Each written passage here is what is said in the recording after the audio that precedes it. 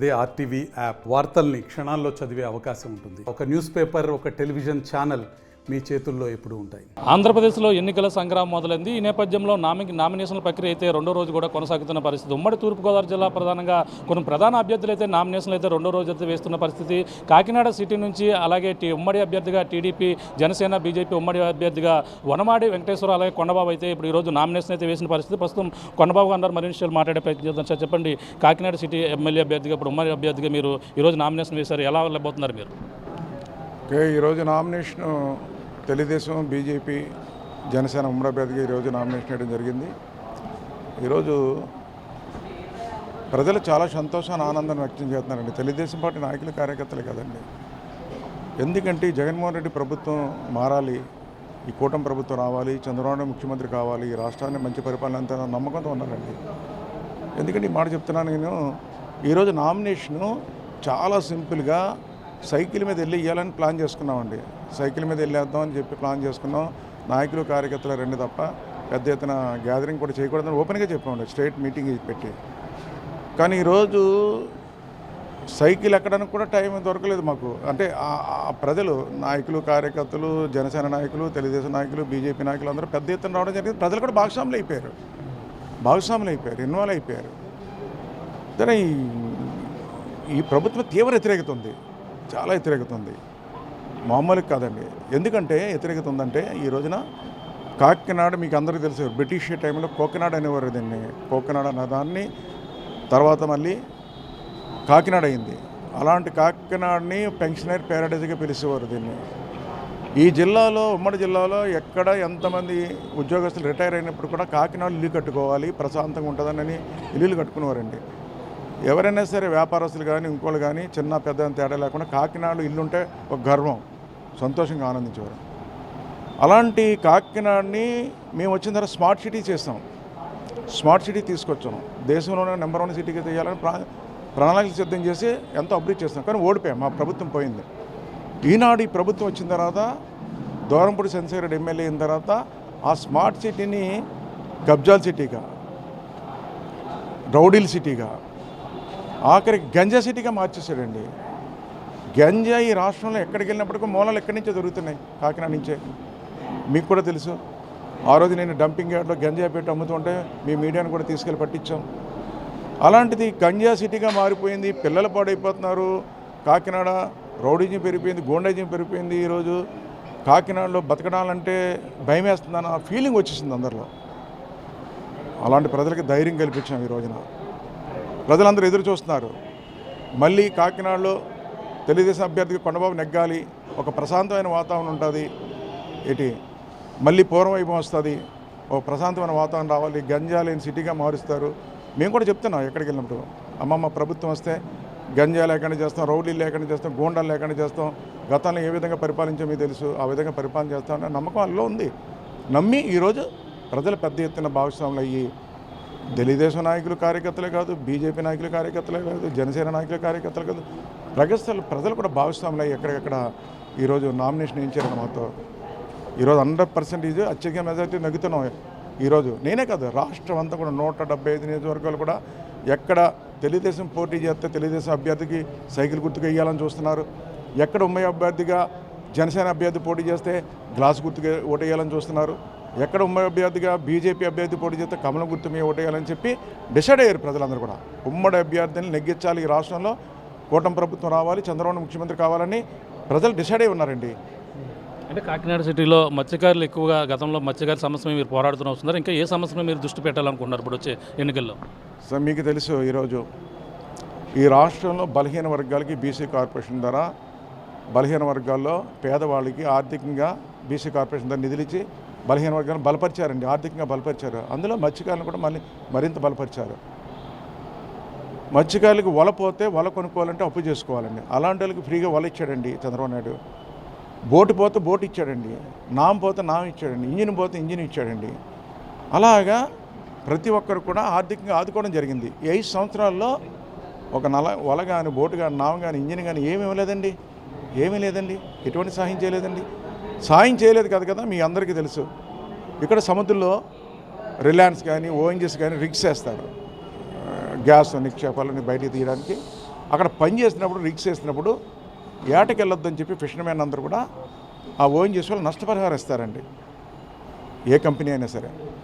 అలాంటిది ONGC company డబ్బులు ముమ్మడివరం నియోజకవర్గం కానీ యానం కానీ 784 కోట్ల రూపాయలు సాయం చేసింది.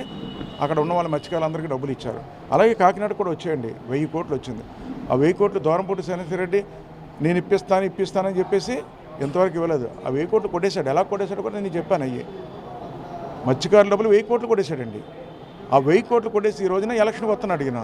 ప్రజలందరికీ అర్థమైంది. మత్స్యకారులందరూ నిలదీస్తున్నారు గ్రామాల్లోకి వెళ్తే. ఈరోజు ఏది మా డబ్బులు ఇస్తానని ఇవ్వలేదు ఈరోజు అని చెప్పి నిలదీస్తున్నారు.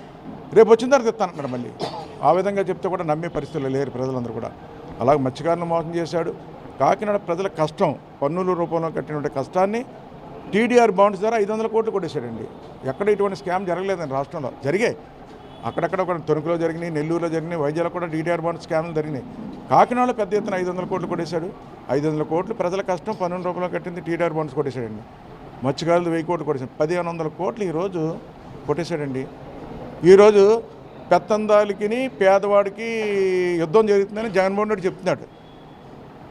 ఆయనేమో పేదవాడట, మేమేమో పెత్తందారులు అంటున్నాడు. తెలుగుదేశం పార్టీ వాళ్ళు కానీ అందరూ పెత్తందారులు అంటున్నాడండి.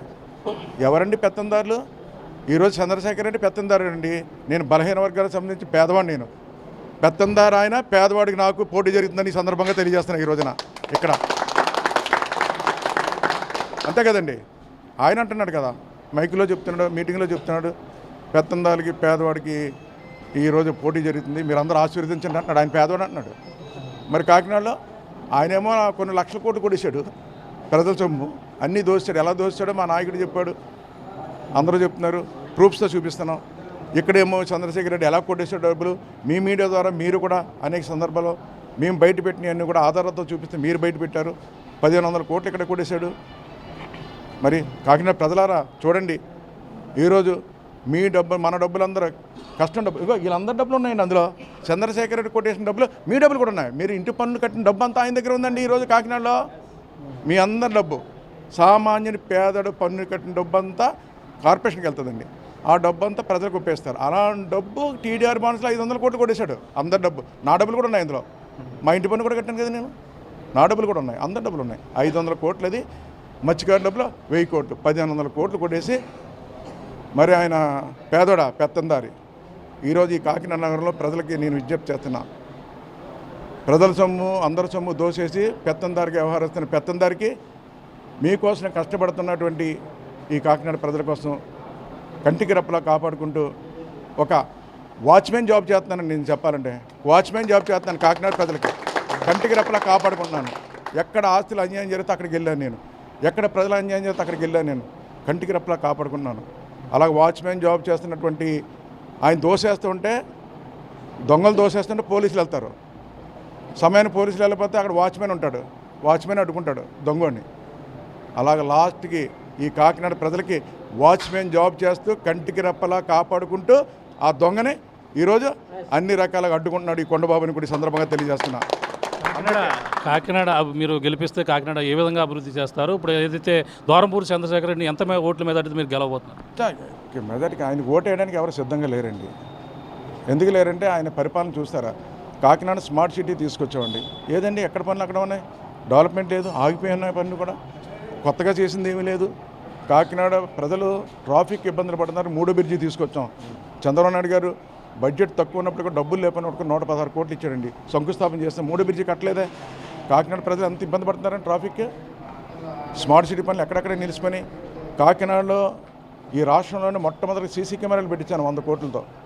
ఎందుకంటే దొంగతనాలు అరికట్టాలి, క్రైమ్ని అరికట్టాలి, కాకినాడ ప్రజలకి ఒక రక్షణగా ఉండాలని చెప్పి కాకినాడకి సీసీ కెమెరాలు పెట్టించాం, కమాండ్ కంట్రోల్ సెల్ పెట్టాం. అలాంటిదని మూసాడు. ఈరోజు అదే రన్ చేయలేకపోతున్నాడు. 3వ బ్రిడ్జి చేయలేకపోయాడు. కాకినాడ ప్రజలకి పేదవాడండి కళ ఏంటి, ఇల్లు కావాలండి. ఏమండి కిటికీలు ఇల్లు కట్టామండి ఇక్కడ మీరు చూడండి. కిటికీలు కట్టినవి ఉన్నాయి, ఇంకా కట్టవలసిన మధ్యలో ఆగిపోయినవి ఉన్నాయి, ఇంకా కట్టడానికి చాలా ప్లేస్ ఉంది, కొన్ని 100 ఎకరాలు. అలాంటిది కాకినాడలో కట్టకుండా కొమరగిరి తీసుకెళ్ళాడండి పేదవాళ్ళని. కొమరగిరి 18 కిలోమీటర్లు 20 కిలోమీటర్ల దూరం తీసుకెళ్ళి ఇల్లు ఇచ్చాడండి. అక్కడ వర్షం వస్తే మునిగిపోతున్నాయండి, సముద్ర పొంగితే నీళ్ళు వచ్చేస్తున్నాయండి. పేదవాడు అక్కడ కాపురం చేయడానికి ఎవరికి ఈరోజు సుముఖం చూపించట్లేదు. ఎవరు వెళ్ళనంటున్నారు అక్కడికి, మేము వెళ్ళలేము అక్కడికి అంటున్నారు. పేదవాడికి ఇల్లు ఇవ్వలేపాడు, అభివృద్ధి లేదు, ఏమీ లేదు, సంక్షేమం ఏదో ఇస్తానంటున్నాడు. సంక్షేమం తీసుకున్న వ్యక్తి అండి, మీరు ఇంటర్వ్యూ చేయండి, మాతో రండి, మీరు సైలెంట్గా మీ కెమెరా ఏమీ లేకుండా మాకు ఒక మనిషిగా రండి. ఆ అమ్మలు ఏం చెప్తున్నారు, సంక్షేమం తీసుకున్న ప్రతి కుటుంబం అండి ఇంటి పన్ను పెంచేశాడండి. వాళ్ళు చెప్పే మాట, ఇంటి పన్ను పెంచేశాడు, కరెంటు బిల్లు పెంచేశాడు, చెత్తమే పన్ను వేసి దోసేస్తున్నాడు, నిత్యావసర రేటు పెరిగిపోయినాయి, ఆయన ఇచ్చిన సంక్షేమం కంటే మా దగ్గర ఎక్కువ లాగేశాడని చెప్తున్నారండి వాళ్ళు. అమ్మ మీరు ఏం చేస్తారంటే, మళ్ళీ మీరు రావాలి బాబు, చంద్రబాబు నాయుడు ముఖ్యమంత్రి కావాలి బాబు, కూటమి ప్రభుత్వం రావాలి బాబు అని ఒక భావన వాళ్ళలో కలిగింది ఈ రోజున. అంటే మళ్ళీ తెలుగుదేశం ప్రభుత్వం అధికారంలో రావాలి, ఈ కాకినాడ స్మార్ట్ సిటీ మళ్ళీ అభివృద్ధి చెందుతుంది, ఇల్లులు కావాలంటే మనకి కాకినాడలోనే ఇస్తారు, ఒక నమ్మకం వాళ్ళకి అందరు కూడా. ఇల్లులు కూడా ఫెయిల్యూర్ అయినాయి వాళ్ళు ఇచ్చినవి కూడా. ఆ విధంగా నమ్మకం పోయింది వాళ్ళకి. ఈరోజు మేము కాకినాడ మళ్ళీ స్మార్ట్ సిటీగా డెవలప్ చేసి చూపిస్తాం. ప్రతి పేదవాడు కూడా నువ్వు 20 కిలోమీటర్లు తీసుకెళ్ళావు, రేపొద్దున్న ఇదే పేదవాళ్ళకి కాకినాడలోనే కిట్కో ఇల్లులు కట్టించేస్తామని సందర్భంగా తెలియజేస్తాను. మీ అందరూ కూడా కాకినాడలోనే కట్టిస్తాం. స్థలం ఉంది, ఆ స్థలాన్ని కబ్జా చేసేద్దామని చూశాడు, నేనే ఆపాను. పూర్తి స్థలాలన్నీ కూడా ఇక్కడే కట్టిస్తాను నేను.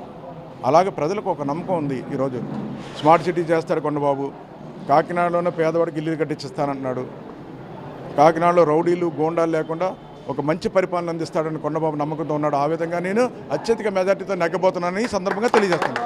సార్ చూస్తున్నాం ఇది పరిస్థితి. కాకినాడ సిటీలో భారీ ప్రధానంగా ఇది ఈ విధంగా కాకినాడ సిటీలో భారీ మెజార్టీతో గెలబోతున్నారా? ఏదైతే ప్రధానంగా చెబుతున్నట్టు కాకినాడ నగరాన్ని కూడా ఎంతో సుందరీకరణగా గతంలో తీర్చిదిద్దాం, ఒక స్మార్ట్ సిటీని కూడా ఏ విధంగానూ వాళ్ళు కొంత రూపొందించలేదు. గతంలో టీడీపీ హయాంలో నేను ఉన్న సమయంలోనే కాకినాడని అయితే మరింత అభివృద్ధి చేస్తాం, కానీ ఇప్పుడు ఉన్నటువంటి ప్రభుత్వాలు కావచ్చు, దూరంపూడి చంద్రశేఖర్ రెడ్డి వంటి ఎటువంటి అభివృద్ధి కూడా చేయలేదని ప్రధానంగా చెప్తున్నారు. మత్స్యకారులకి రావాల్సినటువంటి నష్టపరిహారంతో పాటు కొన్ని ప్రధానంగా పేదలకు ఇల్లు కూడా ఎటువంటి విధానం కూడా ఏ విధంగానూ న్యాయం చేయలేదు. ఏదేమైనా కాకినాడ సిటీలో భారీ మెజార్టీతో వీళ్ళందరూ కూడా గెలిపించబోతున్నారని చెప్పేసి అలాగే వనమాడి కొండబాబు చెప్తున్న పరిస్థితి ప్రధానంగా ఉందని చెప్పాలి. ఇది కూడా ఉన్న తాజా పరిస్థితి. మేము రాముతో ప్రకాష్, RTV కాకినాడ నుంచి. మరిన్ని వీడియోస్ కోసం ఛానల్ ని సబ్స్క్రైబ్ చేయండి, లేటెస్ట్ అప్డేట్స్ కోసం వాట్సాప్ ఛానల్ ని ఫాలో చేయండి, అండ్ లింక్ డిస్క్రిప్షన్ లో ఉంది.